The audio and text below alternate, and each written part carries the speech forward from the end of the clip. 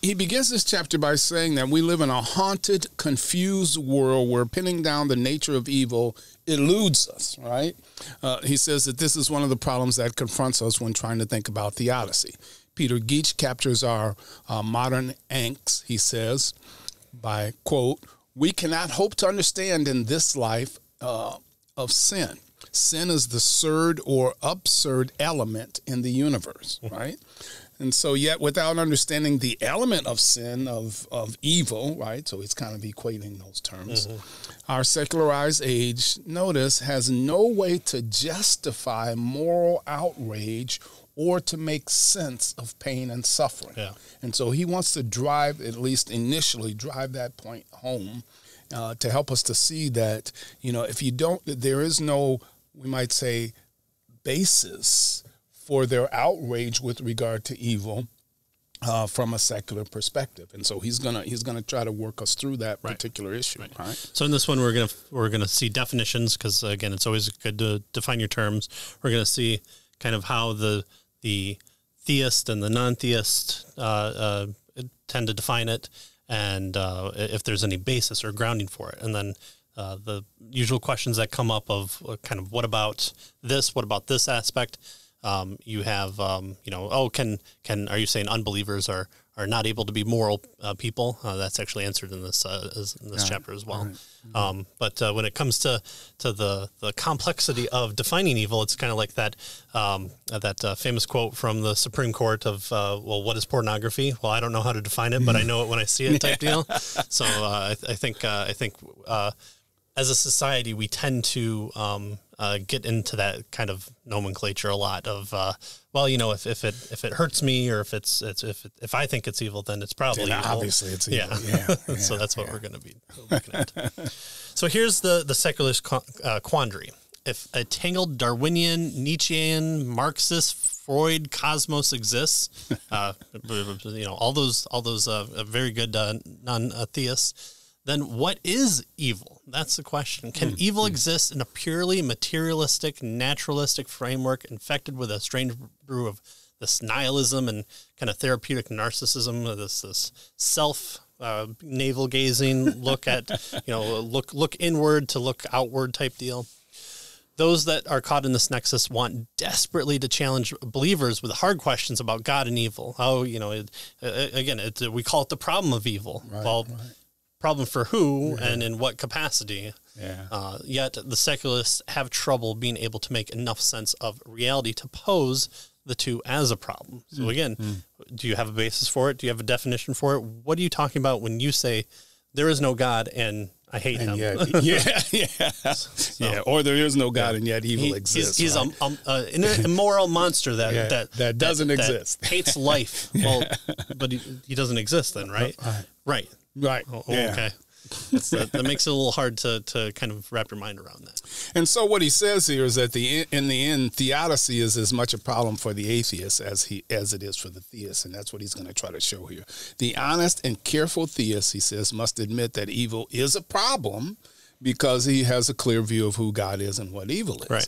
But the atheists and his cousin, the agnostics, right, have a deeper problem, he says. They must suffer all the ill effects of evil while having no way to explain it, right?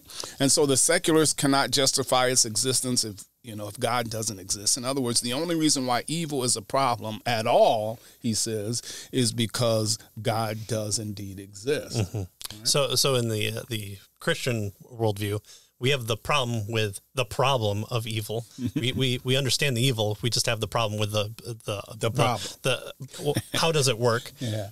For the atheist, on the other hand, or the non-theist, he has the problem with the evil part. Right. We know that there's have the problem with the problem part. Right. They have the problem with the evil part. Right. Why can you call anything evil? Basically, is exactly where you're coming from. Right. Yeah.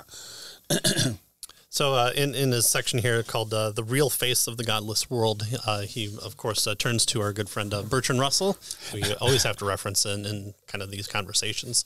So he's among the few honest atheists who openly recognizes this issue. A world where God is dead is a realm where meaning and morals escape us. Right. If there's no grounding for it, if there's no this objective, non-human above space and time being that kind of can show us the way towards the purpose of it all. It was, especially if he's a creator. What the question of life and meaning. Well, is there one? Is that the proper question even to ask there? Yeah, he quotes from Russell's Mysticism and Logic here. Let me just read a little bit of this. Russell says this. This is his essay, A Free Man's Worship. Man is the product of causes which had no prevision of the end they were achieving. That is his origin, his growth, his hopes, his fears, his loves, his beliefs are but the outcome of an accidental correlation of atoms that no fire, no heroism, no intensity of thought and feeling can preserve an individual life beyond the grave. That all the labors of the ages, all the devotion, all the inspiration, all of the noonday brightness of human genius are destined to extinction in the vast death of the solar system, and that the whole temple of man's achievement must inevitably be buried beneath the debris of a universe in ruins. So how about that for a fine ending of the story? Right? Sounds very happy. Yeah. In a purposeless universe, we should find just cold hard facts, and fortunately, we're not just a sterile environment. Right. Yeah. So in a purely materialistic, naturalistic world, morals, values become unanchored, subjective, local constructs that constantly change with the shifting of cultural sands. So what was wrong? I mean, we're getting to months at this point, not even years or decades. What was wrong a few days ago? I fell asleep. I woke up. Twitter was on fire, and I couldn't tell who to be mad at.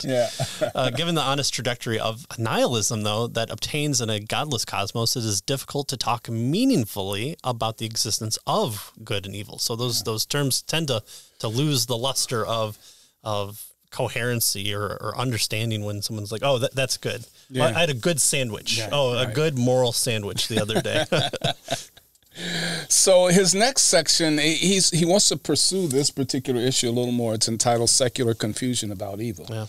And he says that we chafe against Carl Henry's assessment. The creator has not arranged the universe for maximal, notice, creaturely happiness. Sure.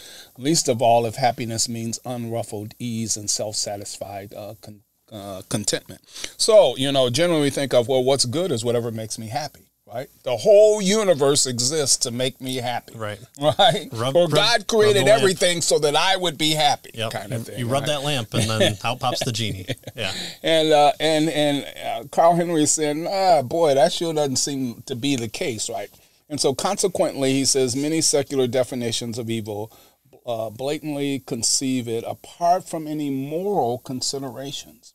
Moral and natural evil collapse, he tells us, into anything that causes human discomfort and suffering. That's what evil is. Right? If it's uncomfortable for me, then that must be evil. Yeah. Right? If I have to bend down to pluck the plant from the ground, then it's an inconvenience. Evil. Yeah. So at the very beginning, before the fall, Adam and Eve were tasked to expand the garden. There's work there. Oh no, to the communists, that's the worst of all possible evils.